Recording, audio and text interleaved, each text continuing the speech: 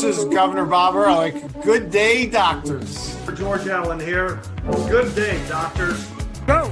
You're watching Dr. Politics.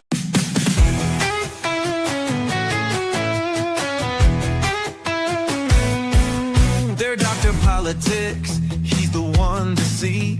Breaking down the news with sharp analysis. From Congress halls to campaign trails, he tells the truth when all else fails. They're Dr. Politics. Dr. Politics. Exposing the spin, the lies and tricks. Dr. Politics. Dr. Politics.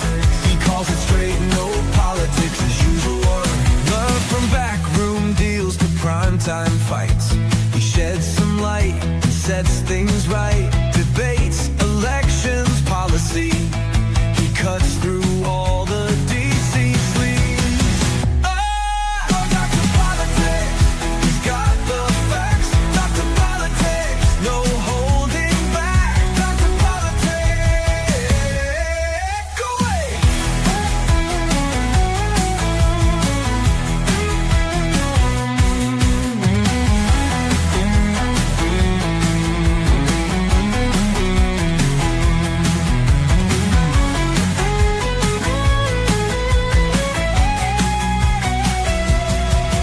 Dr. Politics, he's got the facts. Dr. Politics, no holding back. Dr. Politics.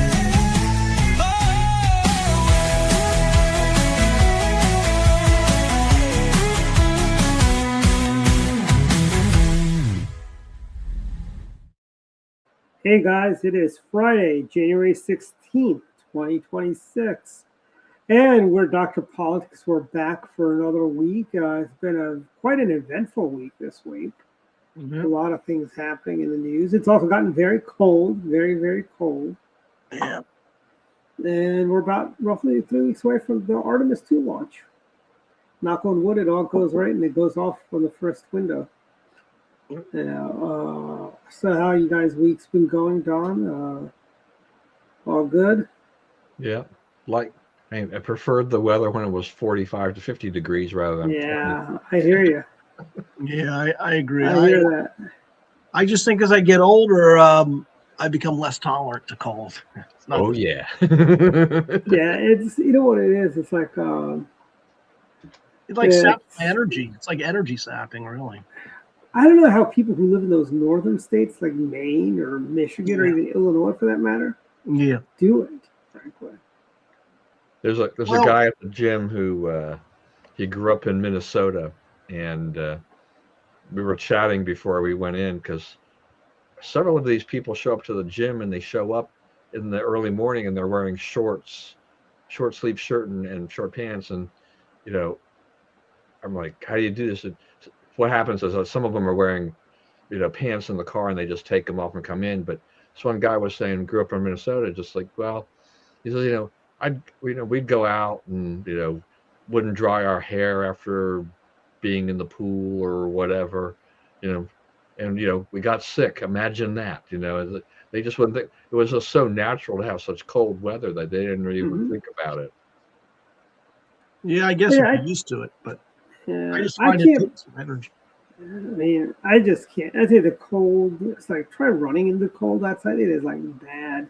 I got a knot this big behind one of my left calf right now because I tried to go running. It wasn't even that cold on Sunday. I must tell you, I find one difference though. Even if it's cold, if you have the sun, like in the middle of the day, you get the sun beating down on you, and even if you're in your car, you can feel the warmth of the sun, then it's okay, even if it's a low temperature. I think the key is the wind, because if it's cold and you got that wind, that's where it really gets brutal, I think. If it's a cold air temperature, but you don't have wind, it's a lot more easy to take. Sometimes I get too hot in the car, when it's sunny, even if it's 40 degrees, I'm like, the sun is amazing, right? It just heats you up. I'm like, oh, wait a minute, I need to shed this coat now. It's kind of like, you get a sort of a greenhouse effect, Yeah. Yeah. Yeah, that's right. It's kind of nice. That's the only place the greenhouse effect actually does happen. It's not like. Well, you wonder if you mentioned Minnesota and the cold. You wonder if that might keep some of the protests down. No, they're still out there. Those. They're being paid, right? Aren't they being paid? Yeah, maybe. Yeah. By the way, what happened to Minnesota? They used to have Rudy Boschwitz, David Dernberger, Vin Weber, all from Minnesota. Tim Pawlenty. Remember Tim Pawlenty, the last Republican governor? Tim Pawlenty. Yeah. But he was no Rudy Boschwitz. Well, it was I think it's Minnesota's a weird combination because you have your Swedes, your Scandinavians who are big government socialist types, but then you got these people coming in that will take advantage of it. They're not Minnesota nice. The other thing is there's a certain prairie liberalism to Minnesota. They had a long liberal sort of tradition. And so that's why it's heavily a white population, but yet they're still into socialism and lefty and big welfare state stuff. So there's a large Somali population there too. That's big. Well, that's big, especially Minneapolis. And Governor Timmy decided to change their flag to look like the Somali flag. I guess so. I didn't think about it that way, but yeah.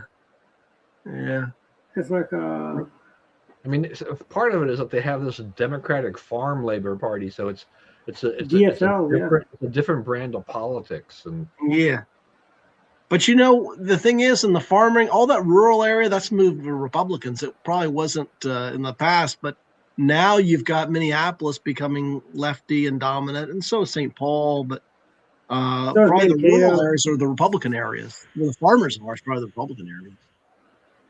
Yeah, but unfortunately, the big city controls. Northern Virginia controls politics. Yeah, that's right. And are you going to be going down to see Abigail Spanberger? By the way, well, there may be a Second Amendment rally coming up here. Maybe I'll go to, so I'm sure I'll be down there. I am giving Virginians until basically they're going to. I think they'll start seeing buyer's remorse by June. Yeah, I think so. I think she's going to be horrible because the Democrats have a super majority now in the legislature, pretty much. And you guys are Maryland now. Huh? You guys are Maryland now, so I guess so. Yeah, similar both with the houses. House. No, just House of Delegates. Okay, the state Senate, state Senate as of now is just a couple of votes difference, but it's the House now because after this last election, I think we'll win some of those seats back, but at least for now, it's really lopsided. Well, I think one thing she's going to do is she's going to redistrict and. They're moving to redistrict. Correct. But the voters will have to vote. There'll be a referendum, and then is that divine right of the idiot governor in Virginia? No, it'll have to go to a referendum because we have a bipartisan commission to redraw the districts. And, not in Maryland. Westmore just takes his finger paint set out and just starts painting on the map, and that's how he decides how the district's going to be. I mean, California's had this bipartisan commission, and then Gavin Newsom, has decided that they want to do that end run around there. I mean, if I think even in Virginia, if it goes to the voters, there's still a good chance they ram this thing through, because it's not really about being bipartisan anymore. It's this hatred for Trump. Trump started this whole thing in Texas, and it's basically erupted all across the country. I think he's going to find out that this thing is going to backfire on him, and it's not going to benefit the Republican Party like he thought it would. It'll be, break even or net or a negative. I mean, and Trump derangement syndrome is real, frankly. Yeah, it is, but I don't think when you're underwater, politically poll wise, you don't start trying to redistrict, because you can get it done in some of your Republican states, but then the Democrats will react too, and it becomes a free for all. Yeah, and here's also the thing: stay out of it. You don't need to tell people about it. You don't need to broadcast what you're for or against something, because nothing ratchets people up when President Trump wants something. You know, they basically, if President Trump wants something, you know, they do, they'll, you know, they'll basically be against it. Like President Trump could be for curing cancer, and every single Democrat would say, nope, we don't want to cure cancer. You know, that put a lot of oncologists out of work, and that would not be fair. And so, Yeah, I mean, look, yeah, I mean, I think you got a point here because I mean, look, if Trump had talked to Governor Abbott in Texas and said, you know, I think you ought to do this. Can you convince the state legislature to come back and do this? You know, and he said, yeah, we'll give it a try. But if they couldn't get it done, then you know, don't keep twisting arms. You know, and just you, I don't have a problem with him trying to do it. I don't really like it. I prefer just sticking to the 10-year deal instead of I mean, all we're the. the party of the, you know, law and order and rule of law, and our basically you do reapportionment during census every 10 years. Yeah, I mean, there's nothing that says they can't do it because they've obviously done it. Texas has already done it before. But, Yeah, I mean, they've done it. The difference is, like when they were doing, when Tom DeLay was the whip, we didn't have President George W. Bush going up on the air saying, "Hey, this is the greatest thing," you know. They just let that be a Texas thing and let them do what they want to do in Texas. Well, you know? yeah, and Trump has made a big point of like, you know, he wants to make sure that, you know, Congress stays in Republican hands, you know, and we know that this election is going to be a tough election. You know, there's about 60 seats that are in, you know, that are really in contention, and Republicans could lose enough. I mean, they have a very thin majority. They could lose. They only need to lose a few seats, and then they're back in the minority. Trump is not politically popular right now for lots of reasons, you know, and a lot of it has to do with headline news. I mean, I think if people really think about their economic situation, it's not as bad as the media makes it, you know, to be. I'm not crazy about the tactics they've used with ICE and stuff like that. You know, I think there are just better ways the administration could have handled a lot of these things.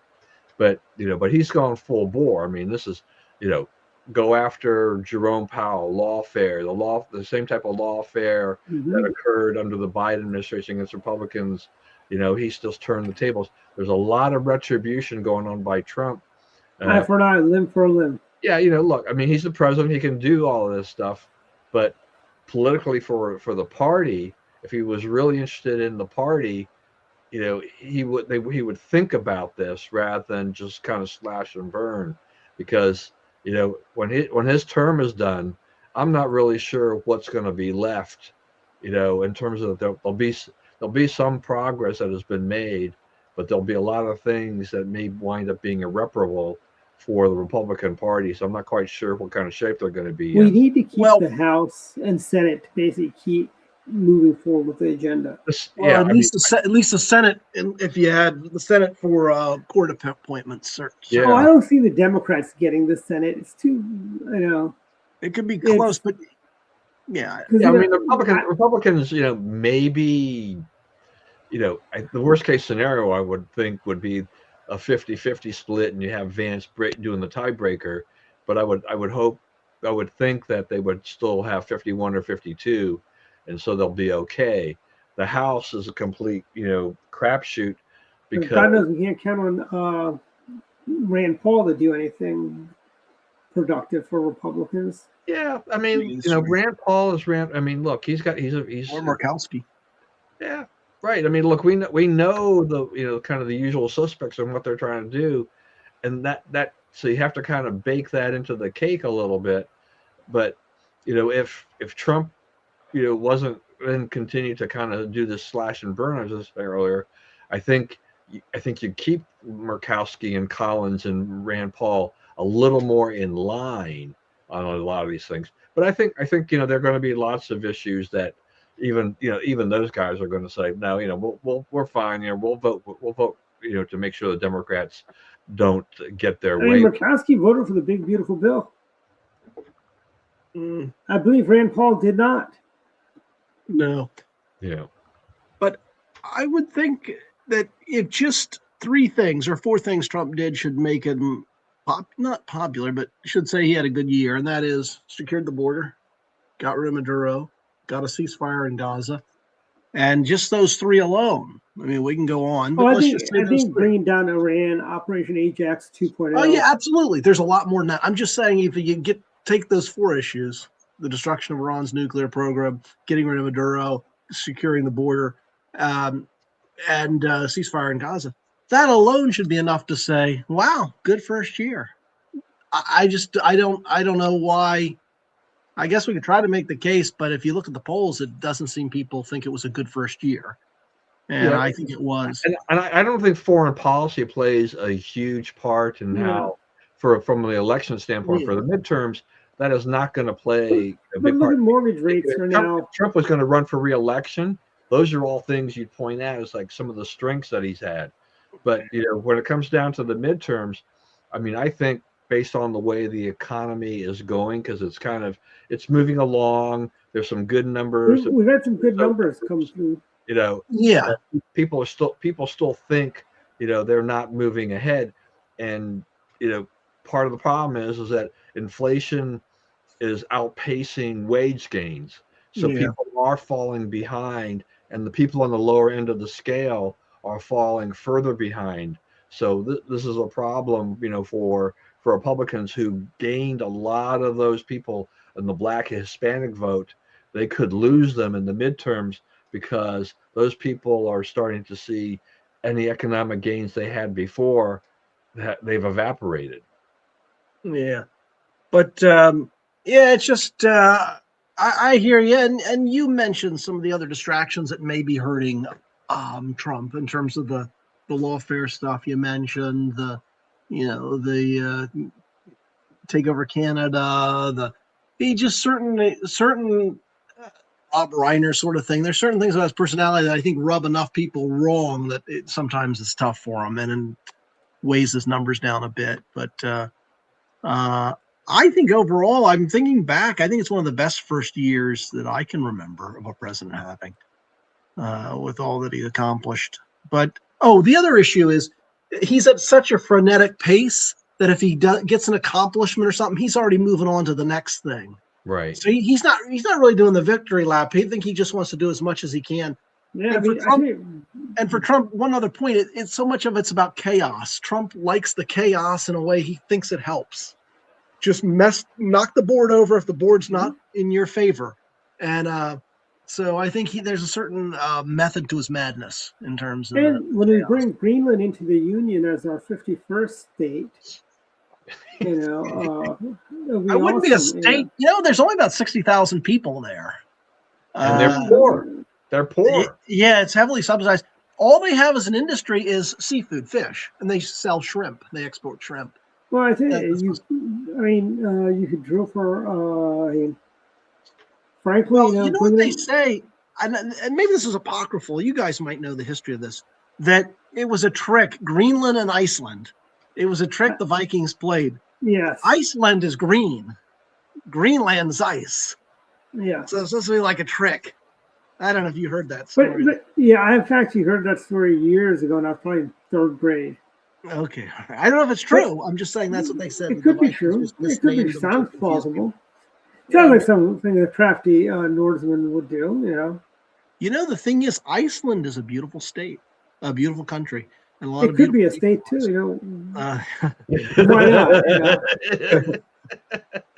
As our old producer Bats used to say, you bring in two states at a time because that keeps the balance of the American flag. That's Hawaii and Alaska. That's exactly what they did with Hawaii and Alaska. But I don't know which is. We can get Greenland, Cuba, which will be renamed South Florida, Venezuela, and Colombia, and name Iceland. Iceland. And Iceland. That'll be our 6 new states. Maybe name Greenland or Iceland in honor of Agnew. Call it Agnew Land. No. That's going to be no. After Syracuse. We're not going to do that. No. Yeah, I mean, look, Denmark can keep Greenland from all I'm concerned. I mean, if Trump wants to, work out an agreement with them more strategically, I think that's fine. Yeah. But there's really no winning political thing where fighting this. But you're right, David, about the chaos, because that's exactly how he has governed since he took office. This second term has been more chaotic than his first term. I mean, I think But he hasn't had to fire people like he did in the first term. Remember? that was yeah. I think he learned a lesson after that first term because he was hiring people that were completely incompetent. To do. I mean, Omarosa. I mean, what in the heck was Omarosa doing in the White House? Or Scaramucci. I mean, so he doesn't have that anymore. He's got steadier hands in there. So they're the cabinet and other people, they're much better off now than they were before. In the meantime, knowing that he's got 4 years, he's throwing everything out there. So chaos, absolutely. The left, the media, they don't really know where to concentrate on, because if they focus on this one area, Trump is already over here or over there. He continues to kind of keep throwing things up and out. So he's just moving on. It may come back and he may readdress it, but he'll continue to move on and just, it's like, look, I want to accomplish all of these things. And, I mean, the things that you mentioned, David, are all good things there too. But I mean, I think, from a government trying to shrink the size of government, it wasn't, he didn't do it to the, to the extent that he had promised or hoped for and everything like that. But doging the government and, basically getting rid of the Corporation for Public Broadcasting at this point, for downsizing the education department, those are all positive things that show, if you give enough time, you can downsize the government, because we don't need this. We don't need the government on a federal or state level to be as large as it is. I mean, this government should never be the largest employer anywhere. I mean, in Maryland, who's our largest employer in the state of Maryland? The federal government. Whether it's through contracting or through direct government jobs, it is the largest employer. That should not be a thing.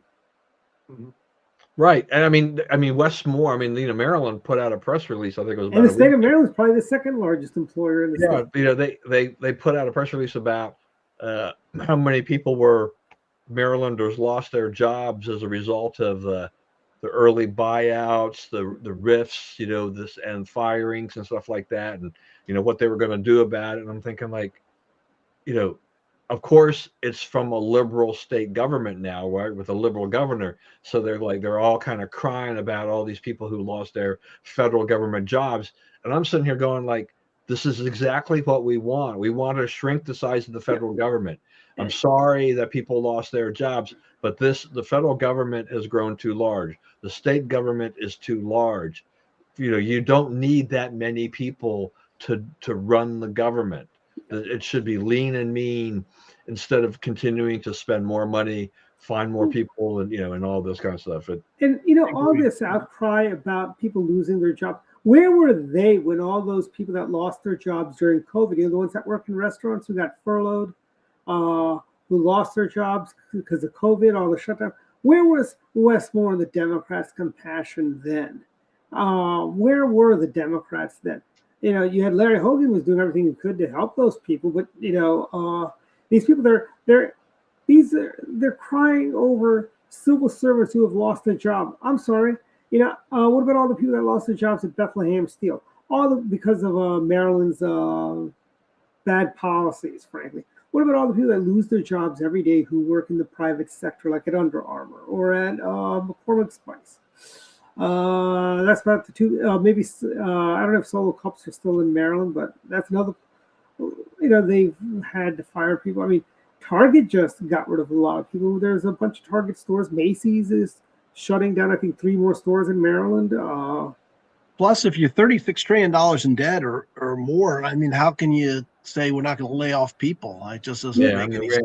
Our national debt's up to 38 trillion. Oh, yeah. You make me think too about just, every time you run through these, when the government shuts down and federal workers are, they're off for, anywhere from a month to a month and a half or whatever, how restaurants and other businesses jump in and say, we're going to give you a deal on food, or, we'll set up the food pantry. It's like, there's a good portion of federal workers that make a pretty good salary, but they're treated as almost as like they're hitting a bread line.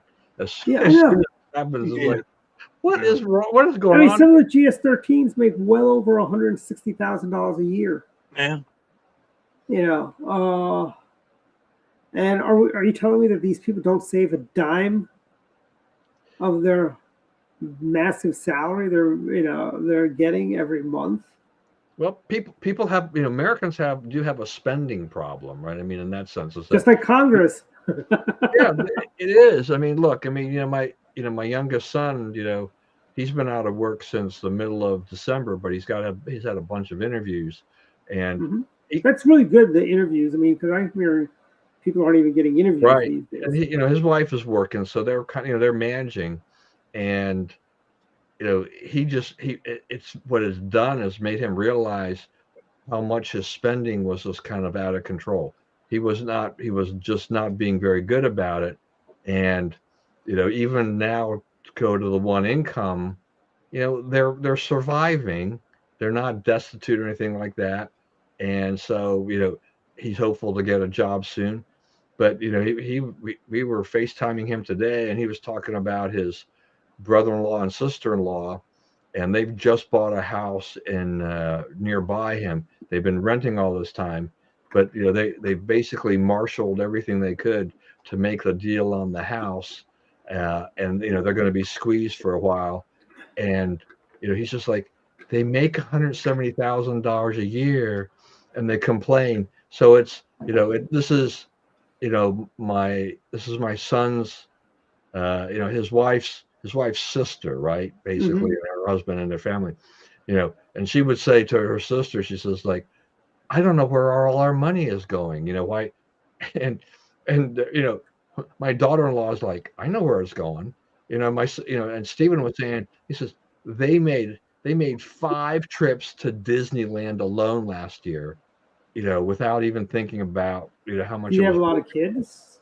They've got a couple little kids, but why do you need to go to Disneyland 5 times? Kids don't even remember it. They're probably so Oh small. yeah, I know that. That's right. That's exactly right. That's the other thing, is that when they're really little, it's a blur, right? I mean, it's Yeah. the parents are doing more than the kids are. Yeah, So maybe it's me for going to Florida a lot. I'm done with Disney World. It's like, if I never go there ever again, it won't be the end of the world. our old buddy though, Matt Yeah. is a frequent visitor to the Florida parks. I mean, because Floridians have an advantage. They Yeah, can they get go. special. Yeah, my neighbors got one of those. My sister's in. I think they cost a lot more than they used to, but Yeah. if you live there and you've got the time, you can make that pay, because Yeah. the Disney parks are so expensive. Yeah. And then you got to get the Disney bucks, the dollar to Disney dollar exchange is not as good as it used to be. I think it's like $2 for one Disney buck. I think is that the conversion rate is roughly. Yeah, and food and drink are expensive. And the food is not even that good. None of the food in any of those parks is any good. Yeah, it's not about having good food, it's about the experience, right? So people pay.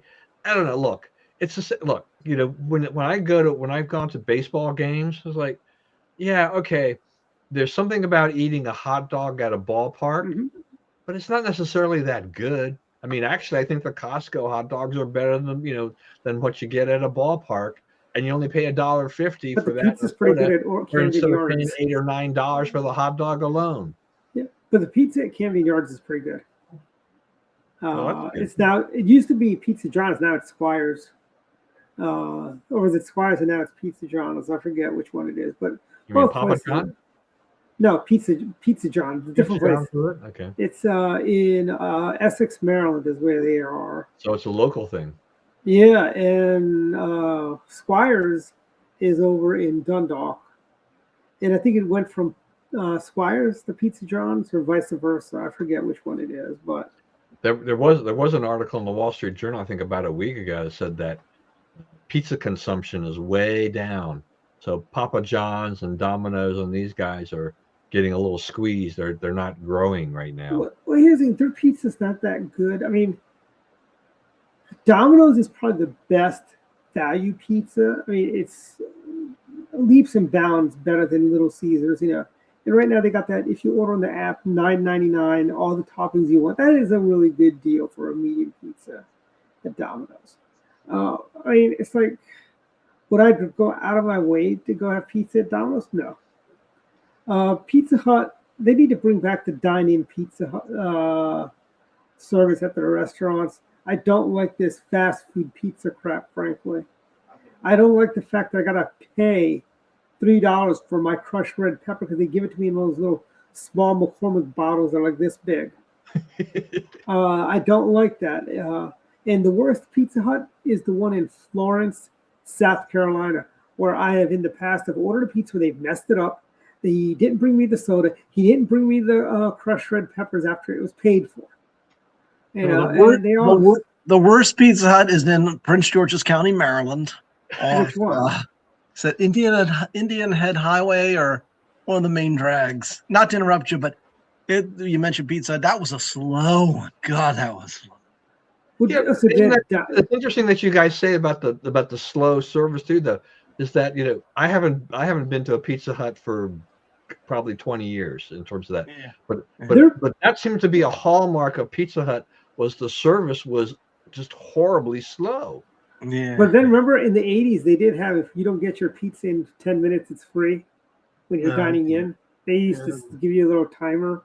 Well, but I think the best thing they had was their pizza buffet. Yeah, there was value in that. I mean, and I had a Pizza Hut here around the corner, and it had a buffet for a long time. And I don't know if they brought it back after COVID. Is it still dine-in, or they haven't switched to? It actually closed down, and it's going to become a Mexican restaurant now.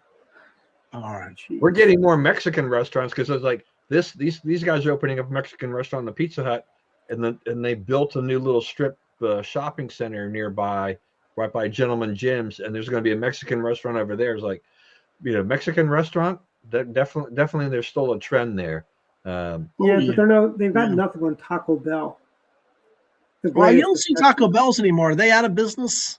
Taco Bell they're going strong. I mean, there's one in Falls Church, I guess. Yeah, that's right. There's one in Falls Church. They've also got they've also got the cantinas, and there's this guy on YouTube who went around to these fancy Taco Bells that have that are not like every other Taco Bell. And like there's one on the beach and so on. But yeah, I mean, my favorite Taco Bell thing was the beef Mexi melts. They got rid of them, but I think I like the beef Mexi melt that they had. Yeah, KFC, if done right, KFC is good, but I haven't been to a good KFC in a while. A lot of those have disappeared. Yeah. They're not as frequent. I mean, you don't see as many fried chicken joints from the chain standpoint. I mean, there's some Popeyes, there's some KFCs, but what's come into vogue now are Raising Cane's, and what is it, Hangry, chicken. So you got a lot of this hot chicken stuff and all these other things that have become kind of the new wave. I mean, you have Chick-fil-A for chicken, but from my wife who loves fried chicken and chicken in general, once we introduced her to Raising Cane's, she puts that at the top of her list for fast food because it comes out hot, it's fresh, and it's not very salty. But what is it? Remember Churches that used to be really popular? Churches used to be popular, yeah. Bojangles. Bojangles, I hate that place. There was this one Love's I stopped at where they had a Bojangles instead of a McDonald's or something else. They had a Bojangles. Thank God they had a Subway there, and I really don't even like Subway anymore. No, I've never had Subway. Yeah, I don't do Subway, but yeah. So Bojangles. So I had, my assistant years ago was from South Carolina, and she's like, the biscuits at Bojangles are the best. And I'm like, I have no idea.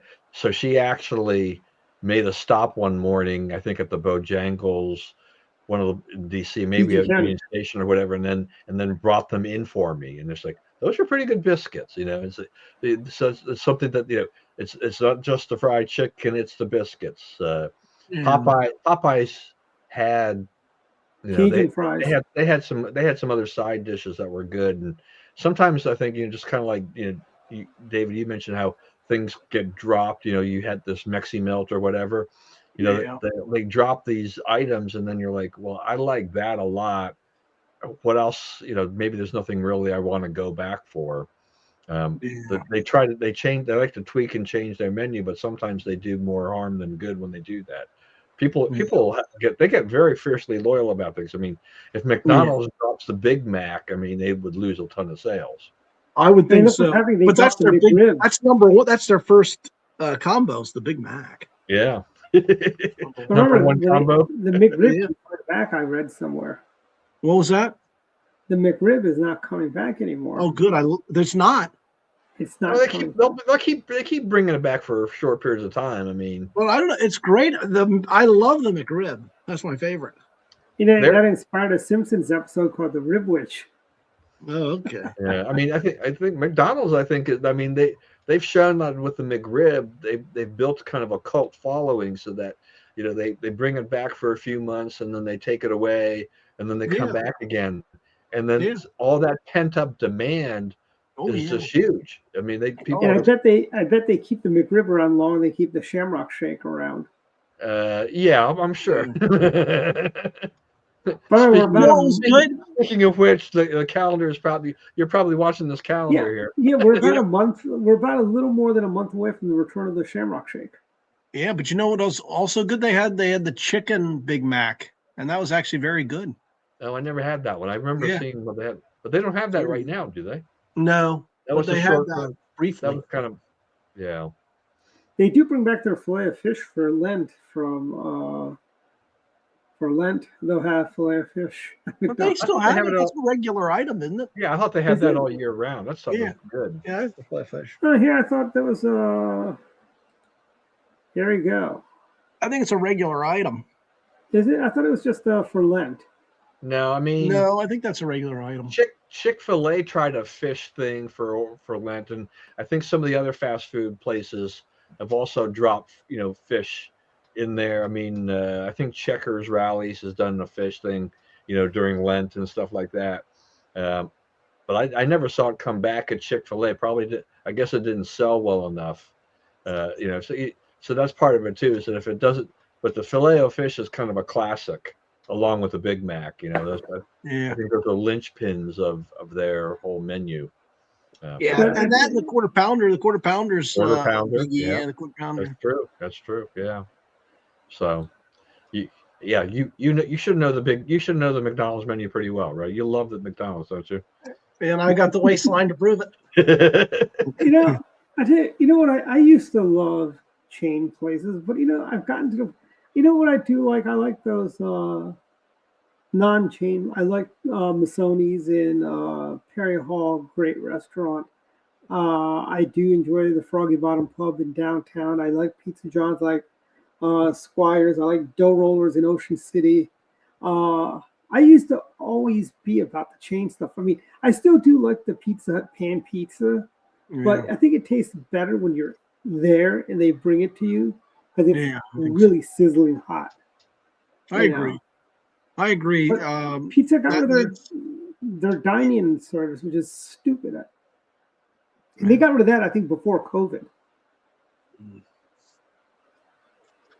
Well, I went in McLean to a Mexican restaurant because I was looking for a good Mexican, and got to get my hair cut. And I walked across the street, and it was a happy hour special.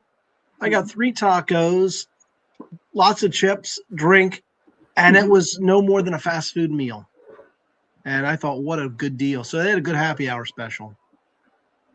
I'll tell you when they have the next happy hour for the Chevy Chase Women's Club here. You should come to that. They actually do it at Clyde's, and they've got really good happy hour specials. Oh, wow. That's the other thing too, though. I mean, because of inflation and everything like this, even though the non-chain restaurants have been pushing up their prices, the fast food places pushed up the prices so that sometimes you look around and you're like, Well, I'd rather go to this other restaurant because McDonald's or Burger King or whatever is only a few dollars cheaper. I'd rather have Yep. a different Right. experience. I Right. mean, But the gap used to be wider. It's I know. much closer now. Well, Mhm. a good case in point, in McLean, there's a Chinese restaurant, Walk and Roll, and I can get a plate of Chinese food, rice, a couple items there, and that's not much more than fast food.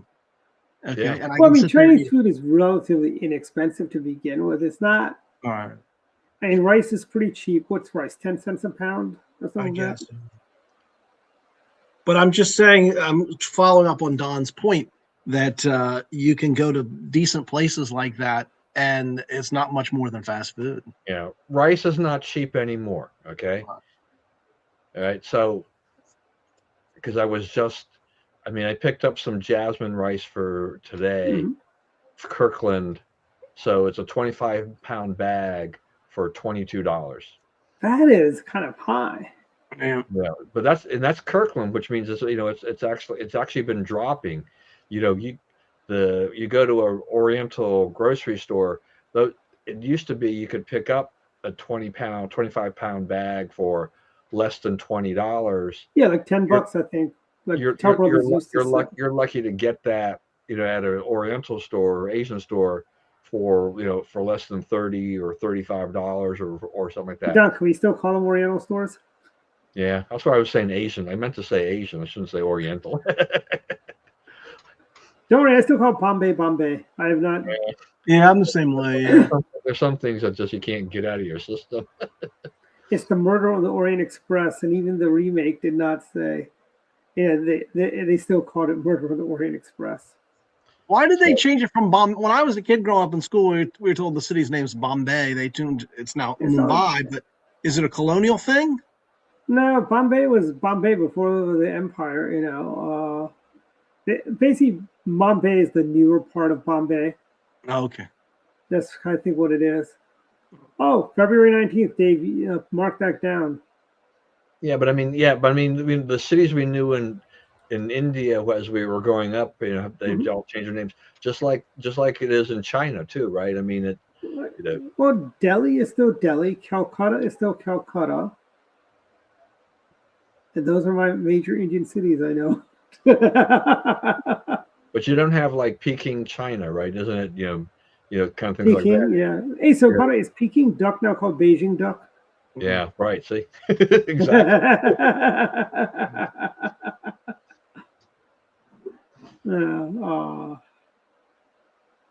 Yeah. So anyway, all right. What we have talked a lot about food. We ought to talk about. Yes, we have. I know. Here's Iran. Because Now the mullah's going to fall in Iran. I think they're gonna. I don't think they make it out of the year. I think this will be the last year for them. Just my prediction. I really would love the Shah to come back, the Crown Prince to come back, Yeah, as a figurehead. Yeah. and well, even if he's not a figurehead, I mean, he'll play ball. Well, I think he said he'll just lead the transition, so you'll have a democracy and, Yeah. and they can vote. Mhm. Well, they were a democracy prior to that. His when his father was the Shah. I didn't know it was an elected sort of thing. I thought it was just like a. But I mean, they still had personal freedoms, and stuff like that. Oh yeah. Yeah, I mean, I think you're right in terms of. I mean, the clock is really ticking on the regime in Iran because, the demonstrations and the killing that the government has done. I think this has reached kind of that fever pitch. Trump has already jumped in there, kind of threatening to send, maybe we'll go and bomb some more. Maybe we'll send some troops. That this, help is coming, I guess is what he said. And so it gives a lot Compared to Barack Obama during the Green Revolution. Well, the other thing is the currency is basically worthless. The real. Well, it's been worthless for a long time. Yeah.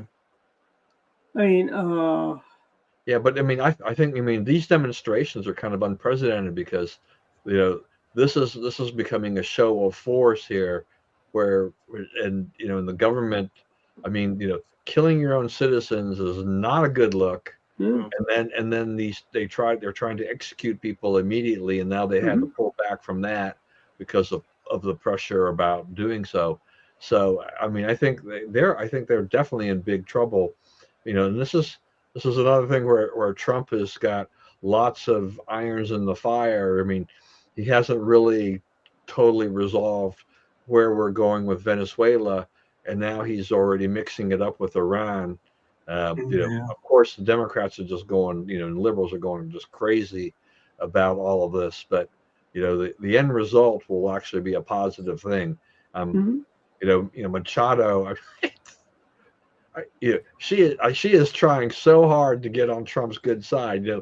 Gave him her Nobel Peace Prize, medal and everything like that. I don't think that's like a fruitcake that you can re-gift, but well, the thing was is that I was doing my podcast the other day with my my other friend, and I guess I hadn't really thought about Machado coming and all stuff, and my thing at that time was just that how the Nobel Peace Prize Committee had said, they blocked her from you can't legally transfer that, you are the winner of that.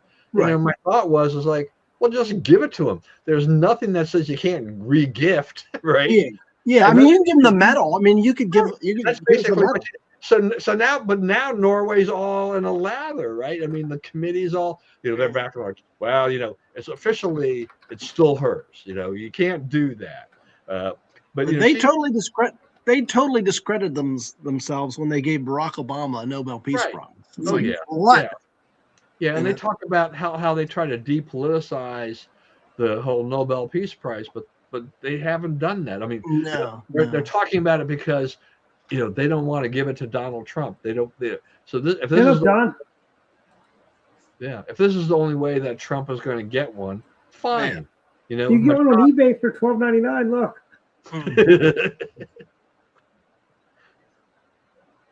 Is this the actual metal, or is this like a replica? I don't think it's real gold, is it? No, it wouldn't be real gold at $12.99. No, not with gold selling for $4,000 an ounce. Yeah. It's plated, and it's probably gold foil, and it's probably chocolate underneath. So this liberal friend of mine on Facebook, he posted, we all have those. he posted a day that he was thinking about giving Trump his 7th grade bowling trophies, and they're gold on the outside, right? My thing is like, if it looks like it's gold of any kind, just like those cheap little trophies you get as a kid, Trump would probably take it. It's like, oh, this is great, thank you so much. Maybe I could give him my Man of the Year or Fundraiser of the Year award.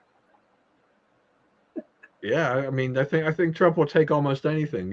His ego is certainly large enough to accept all trophies. If you want to give the him only one. thing about the Nobel Peace Prize, though, I don't think it has much credibility because of what they've done in the past. But did he it comes with a big check. I think you get a big check with it. Right, you get a substantial amount of money with that. I'm sure she kept the money though. She deserves. But Machado is trying to angle to get support from Trump so that she can become the next leader. But look, if he wants to clear the decks and say, we want to make sure that they're free and open elections, that's fine, because I don't think Delcy Rodriguez, Maduro's number 2, would win an election, but Machado might. And if she wins the election, then she deserves to run. But there's all these reports that Trump isn't throwing his support to her because he doesn't think that she has enough support to lead the country. Well, isn't this what we're talking about? Let the people decide who should run the country. Trump shouldn't decide who should run the country. If America wants to see, we want free and open elections, and we just want to get that corruption out of there. We've already taken Maduro out. Let's see what happens. Yeah, I agree. I mean, I think, one of but it's almost got like an Apprentice quality to this. Remember his show, The Apprentice, when he picks someone to take over it's kind of like that. But I watched way too many episodes of The Apprentice. I wouldn't be surprised. Maybe if it's like a primetime show and you got like 5 candidates and he picks. Well, You know, Dave, when we fill vacancies on central committees, I suggested we do that. Everyone who wants to apply, you give them all a task to do. Who does the best gets to be on the committee. Well, I think, didn't they have a guy, Guzman or something, that did win the last election, right? Didn't they have that guy that actually did beat Maduro, but it was rigged? Yeah, so I mean, isn't he in exile right now, hiding or something? Maybe. Yeah, he's not even in the country. I mean, the thing is that, if you're in the opposition, the way that Maduro ran the country is that you couldn't stay there. I mean, everything was so corrupt. You had to leave the country and stay in hiding, so that they couldn't find you and kill you. So well, Trump said.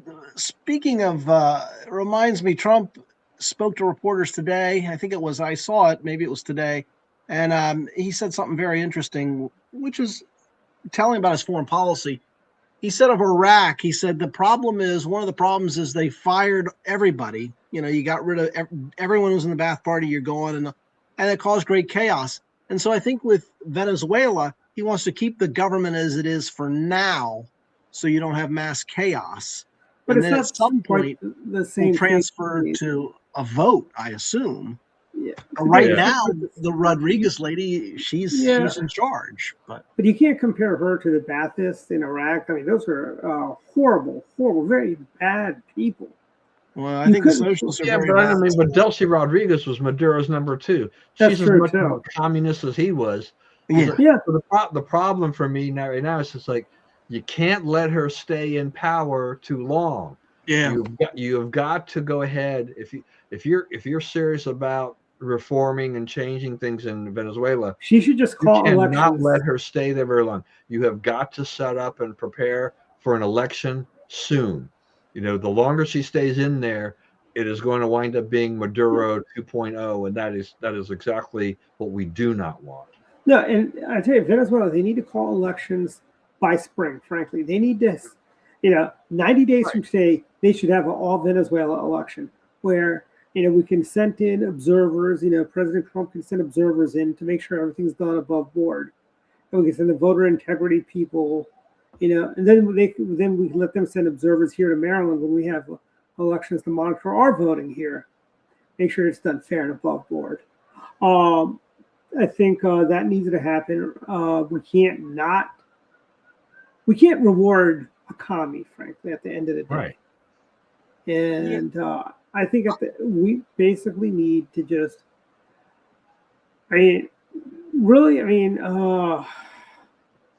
It's not. This is just a horrible way they did all this stuff. By the way, we really just need to just basically set up like a viceroy, kind of like we had a Paul Bremer in Iraq. We need to set something like that up where everything is not Paul Bremer. I don't know. Paul Bremer did a decent job. Don't bash Paul Bremer. He did a good job. I think one of the reasons that Trump is president is because Paul Bremer was around. Well, no, Trump is president because we had 8 years of Barack Hussein Obama days. Yeah, but he got the nomination because it was a resistance to the neocons, so they weren't going to go with, let's say, a Jeb Bush. Well, Jeb Bush is hardly a neocon. But Trump even pressed him on the Iraq War, and even though Jeb had nothing to do with it, but even then, the stain of that was pushed on. I'd like to know what exactly he would have done if he were president. And I don't think he would have overthrown Saddam. I don't know. That is true. He did leave but it's so easy to quarterback 20 years later. Frankly, Dave, it's really it's really I started quarterback. Well, I think it wasn't. We were all enthusiastically supporting President George W. Bush. All the way. I don't think people waited 20 years to denounce him. I think after him, I think McCain. People started denouncing roughly around 2000. Around 2016 is when people started denouncing President Bush. Well, I think that's what happened with John McCain. John McCain was considered a Bush foreign policy disciple, and he got pushed by nobody. Do not do that. Do not do what? that. John McCain was a freaking rhino. Okay, John McCain. Well, yeah, he was bad on other things than just foreign policy. I agree. I'll send you a picture. Yeah, where's that picture, John? I don't see it. Oh no, that's not. I was It's never like a fan of John McCain's. John McCain is an opportunist. Remember, he's Keating. He's one of the Keating Five, the only Republican in that scandal. John McCain was corrupt as it comes. Remember, he wanted to get special flights from Reagan so he could fly to Arizona faster. Yeah, no, I never thought much of John McCain. And John McCain was no Bush ally. Remember that primary, the Florida primary between Bush and McCain. Yeah. McCain had no business running for president, frankly. I wish Dick Cheney had run, frankly, but maybe hindsight between 2020, maybe not. But I think, John McCain was the doofus who's like, well, I'm really glad to be part of history being the first Republican to lose against our first African American president. It's like, what is that? What is that? No, I thought very little of McCain, but then and he turned his back sort of on Palin. He should have been a little kinder to her in the later years. But I wish she had moved to Arizona and primaried him, because she does have a house in Sedona now. Yeah, I guess she's done with politics. I'm fine with that. She was on the Masked Singer a few seasons ago, according to Jackie. Yeah. What happened to her? She started off very strong. When did it all unravel, I wonder? I mean, she resigned as governor, which looks suspicious and odd, but before then... Didn't she divorce her husband, too? Aren't they Splitsville? They're divorced, yeah, I think so, yeah. And then there were a lot of issues with some of her kids. And stuff like that, I think Bristol and whatnot. So I mean, there are a few other things there that got highlighted, but yeah, I mean, in the long run, I mean, she showed that she really wasn't all that good. She doesn't hold up under scrutiny for the long haul. So and people mocked Dan Quayle. Yeah, well, Quayle I think was much better than she ever. Absolutely, he was great. I tell you, if he should have run for president in 2008. At least he would have fought back against Barack Hussein Obama, unlike John McCain. Well, I liked Quayle, but the media jumped on him for every little mistake. With Kamala Harris, they didn't jump on her for any of her mistakes. Or Joe Biden. Remember when Joe Biden was vice president? They didn't say anything about him. I mean, I always said he's the doofus the liberal media used to always claim Dan Quayle was. Yeah. And it's a double standard. The Democrats want to forget about the Biden presidency as much as possible. Yeah. I heard Mark Warner on CNBC. I didn't watch the whole clip, but just the whole interview, but clips.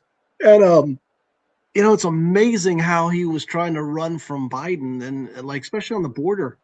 And, it's weird now that Biden's gone, he's willing to say these things. But when Biden was there, he kept his mouth shut about the. Well, I think his governor, she's all for open borders. Who's? Your governor that's going to take office tomorrow. I'm sure. Well, I'm sure she is for sanctuary policies. She's for defunding the police. She just didn't want to say defund the police, Yeah. I think it's funny how Trump is now saying like we're gonna pull funding or not fund anybody who's sanctuary city. Now I don't know if he actually has the authority to do that. Could we not do that? But just the threat of it is I think they were saying that they can do that, I guess, under the Impoundment Act. They can. Yeah, remember when Congress is the one that appropriates money. But if he uses the Impoundment Act, he could do that. I wouldn't have a problem if he tries to cut off some of these sanctuary cities, because they're these liberals that are running, these leftists, they're just horrible. And why don't you just say, look, the state wants some help from the federal government, and the federal government would like to get some help from the state from time to time. So they should work together. If the state decides, well, we're not going to help you over here, I think the feds have every right to say, okay, well, we're not going to help you over here. Well, remember, we used that twice. Remember back when when Jimmy Carter wanted to made the national speed limit 55, arrive alive at 55. Yeah. And when states like Wisconsin, one of the last states that raised the drinking age, we used the transportation dollars and said, hey, you're not going to get any money from the feds. And, that brought all the states on really fast, you know. I agree. Yeah, I think they should put pressure and say, look, Minnesota, if you don't want to help us on this case, well, there are going to be some other cases we're not going to help you on. Yeah. So, oh well. Yeah, so we are at final thoughts. Let's start with you, Dave. Final thoughts. Well, it's trying to stay warm, so I don't like the winter so far, but I guess it could be worse. I had to go to the bank to roll over a CD, and interest rates have definitely come down, so I know that. But gas prices have come down. Even here in Fairfax, I saw gas for under $2.80. So that's really good. That's one of the things that have come down. I'll have another column up this weekend. So hopefully tomorrow I'll get up a column and check out my columns and my Substack, my podcast. You can get as well on my Substack account page, so that'll come up. And otherwise, no, doing well. This Sunday at church, I'm a worship leader. So, and last Sunday, I get up and I'm speaking to all these people, and I do the announcements, and then I announce, the next song. And you know what? I had a brain freeze. I couldn't come up with the word hymnal. So in the pew, they'll have hymnals, and you can read. And I had the page number, but I couldn't figure out what's that word for that book with all the music. You know what to do. Just give them the page number. If I have to tell you that, you're correct. Do I need to remind you where to find it? I'll give you the page number. It's only going to get worse from here, David. As you get older, there are a few more words that are going to escape you. Well, they put the music up on the wall, but sometimes people want to follow along. So we say, and you can follow along in your hymnal on page, whatever. But I couldn't think of the word hymnal. It's what's that called? Anyway, but never forget it again now. You need a teleprompter. Yeah, I know. It's like, what is that word again? And then the other thing I discovered the other day, I don't know if I told you this, but Nordstrom's has a good shoe shine deal. You go in for a shoe shine, and all you really pretty much pay for is a tip. So I got a couple shoe shine there. They did a very good job. But and I don't know if I told you this before, but then as I left, I haven't shopped at Nordstrom's in years. And when I do buy nice shoes, I've discovered eBay. I can buy a lot of name brand. See, that's stuff. why they're shutting down all their stores, Dave, because you stopped shopping there. Yeah, I never had. But so just out of curiosity, I turned over a couple of the shoes, and my God, the shoes were going for like $600-700. I saw one for $1,000. My God, it's a shoe. How could you justify? Not that I'm cheap, but I wouldn't pay $600 for a pair of shoes. It's still just a shoe, no matter how nice it is. How can it be worth $600? I don't know. It just seemed odd to me. I have a hard time spending $100 on a pair of shoes, and yet if you want leather shoes, you almost have to do that in most cases. You should check out their prices on suits. That will really give you a sticker shock. Oh man, yeah. I'm like, how is this any better than my $200 suit from Brooks Brothers or $300 suit from Brooks Brothers? Yeah, I agree. But I've discovered eBay because I can get a lot of name brands on eBay, and they're not new shoes, but they're like new, and they look really nice. And I've discovered eBay is the place to go for that. And because men don't dress up as much anymore, I got a pair of really usually top of the line, very expensive shoes, but I got them for only a couple $100. Again, they weren't brand new; they've been worn for a little bit, but you couldn't really tell. They looked almost new. And just a couple $100 I got them for. So I just don't understand. I wouldn't be buying off the rack brand new shoes at Nordstrom's. That's what I can tell you. My dress shoes, I have a terrible thing about scuffing them pretty fast. So it's like I wouldn't want to spend $700 and then scuff them, and I'd be like, oh man, But we tried to buy name brand shoes, but we even tested out DSW. Yes, yeah. And actually, that's not bad. DSW is good. A lot different than it was 20, 30 years ago when it was just a chaotic mess of cheap shoes. Yeah. Have they been around that long? They've been around a long time. They were before. It's like it was Discount Shoe Warehouse. Now they're Designer Shoe, warehouse. So they've upscaled themselves. Well, anyway, that's about it. That's all I got to report. Sure. Don, final thoughts? Final thoughts. Some things here. So Supreme Court's they've had their hearings, oral arguments on the transgender and sports. Probably based on the reports, it looks like when they do issue a ruling, it will uphold a ban. They'll look to ban that, which is great. This would be another victory for Trump and the conservatives there. I do think that Trump has fallen into the Democrats' trap on affordability. It's not anywhere near as bad as the liberals and Democrats want people to think it is.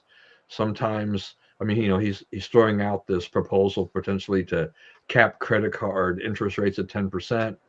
That is an AOC Bernie Sanders kind of a move, and it's terrible for the people on the lower side of the scale. Yeah, because they don't have any borrowing power.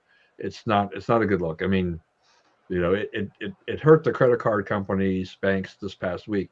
I think they'll bounce back because it looks like Republicans are definitely not on board with that, which is good. So that's but this is Trump and his chaos. He's trying to throw these things out. Even his thing about Fannie Mae and Freddie Mac should be buying some housing bonds and stuff like that to try to push the cost of housing down, the mortgage rates. But they say that that might push down the interest rate up, maybe up to 0.25%. And Fannie and Freddie, they actually don't have enough capital to buy a lot of this stuff anyway. So that's really not going to help much. The market will determine how that goes. Blasting Jerome Powell and trying to get him to lower interest rates. I mean, they've lowered them 175 basis points. Mortgage rates have barely, they haven't gone down a ton, and they're certainly not going to be heading down to 3% anytime soon, no matter what Trump wants to do. So, you have to, Trump is trying to convince people that he's lowering prices, but if you don't get wages to go back up, and your inflation is still at 2.5% or 2.7%, people, like I said before, they're going to fall behind, and so they will feel squeezed on certain things. But the other thing too is that we were supposed to fall off a cliff this month on Obamacare, right, on the enhanced subsidies, but the world didn't end. The subsidies, the enhanced subsidies expired, but the figures that we're getting from the government is like, I think there are more people enrolled in Obamacare on the exchange than there were a year ago. Anyway, so, and the premiums didn't increase by a whopping amount on the exchanges. So once again, the liberal lies are coming to roost here, saying that people are fine. So I think we're down to what 2 weeks before the next shutdown. Republicans should hold firm. Do not vote for it. Continuing these Biden era subsidies. People are fine. They find another way to do things. Yeah, I heard Trump was going to unveil Trump Care today. Did he do that? Yeah, I think so. I didn't get into all the details, but yeah, I think so. Yeah, I mean, he's made statements in the past that the insurance companies are making plenty of money and whatnot, but he's throwing a bunch of stuff out there because he's hoping that he can capture something, I think, on the affordability issue. But it's not pandering to these people who've been just brainwashed by the leftist media. That's not the way to go. He's better than that. So anyway, that's enough for now. I'll throw it back to you, Dwight. And back to your just touching on your 10% cap rate. And this proves how bad Trump arrangements. This is something Elizabeth Pocahontas Warren would have supported really fast. She's against it. Why? Because President Trump is for it. You think if Trump's endorsed Obamacare, they'd all of a sudden switch and be against Obamacare? They might. I know. And but the scary thing is he's texting with Zoran Mandami. They text now each other.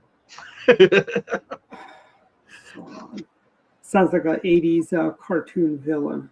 Yeah. And some of that Voltron would fight or some of them. But anyways, also I went to Costco's. I really like the 9 a.m. entry. What I don't like is all those people that try to crash the gate that are coming. They're like in there. You don't have the black card. You don't get to go early. Hey, look, the people, every Costco I've been to where people show up and try to get in before they're allowed in, they've done a very good job of turning them away and pointing out, that they have to wait an extra half an hour to an hour, depending on if it's a weekday or a Saturday. And so now, at the beginning, I think, when that change first occurred, I think that was a little bit of an issue. But now when I go, I don't see the lines like I did before. People now have gotten used to, it's like, okay, I can't get in at 9 o'clock unless I pay the extra $65. It is well worth that extra, frankly. Yeah, I got my annual executive membership rebate today check, or yesterday, I guess it was. So I'm like, okay, so I pay $130 for the membership, which is an extra $65 for executive. Since it was my wife and myself, we got $253. It's like it paid for itself. I thought they did those in the fall because I was getting mine in October. Yeah, well, mine always comes at this time of the year. Oh, is it tied to your renewal time?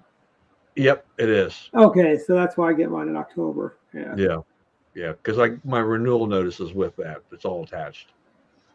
Yeah, I tell you, I enjoy Costco. 2 thumbs up. I mean, this is great. I can go in there at 9 o'clock and be out of there by 10 after 9.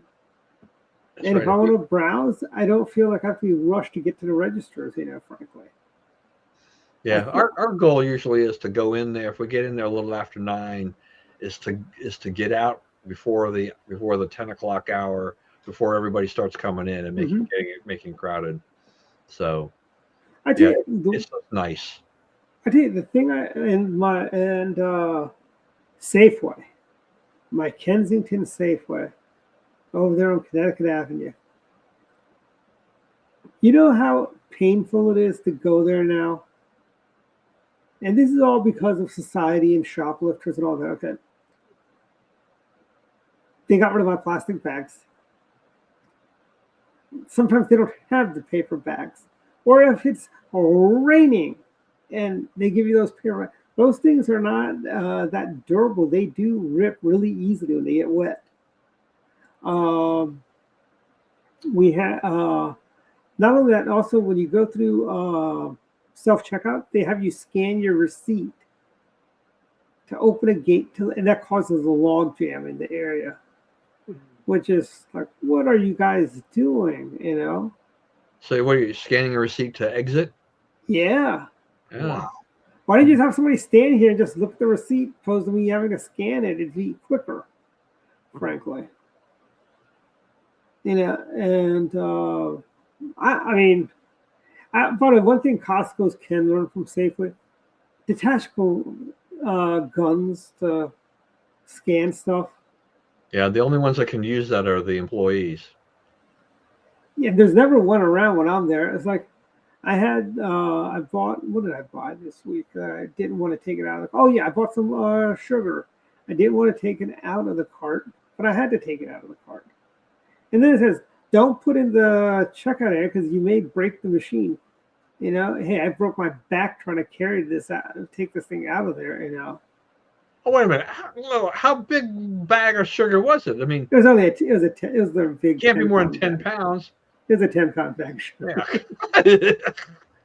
No, but I'm saying, like, if you're gonna tell me, hey, if I had a weak back, it could break, it could, but it doesn't. But my point is this, come on. Even Walmart has anybody can use checker guns, frankly. It's like, what do you think? I think this is the first world problem. Yeah, I know it is. And I must say, Joe Biden's legacy is $5 per pack of cookies. And by the way, 16 days, not a cookie. Actually, more than 16 because I wasn't eating. I started, I think, the last 4 days of last year, I was not eating cookies either. So it's more. Good for you, because when I was at Costco today, I bought a cookie. Did you buy the big cookie from the big food chocolate court? chunk cookie from the food court. There's this I couldn't YouTube. help myself. There's this little YouTube kid that goes around rating the cookies at different Costco's. And it's just kind of funny. But also, let's see, what else? Real news. If you're thinking of running for comptroller or attorney general, the filing deadline is coming up fast in February. So hop to it, guys. We need candidates. And that's about it. Good night, everyone. And go check out Masoni's in Perry Hall. Good night, everyone. Good night. Good night.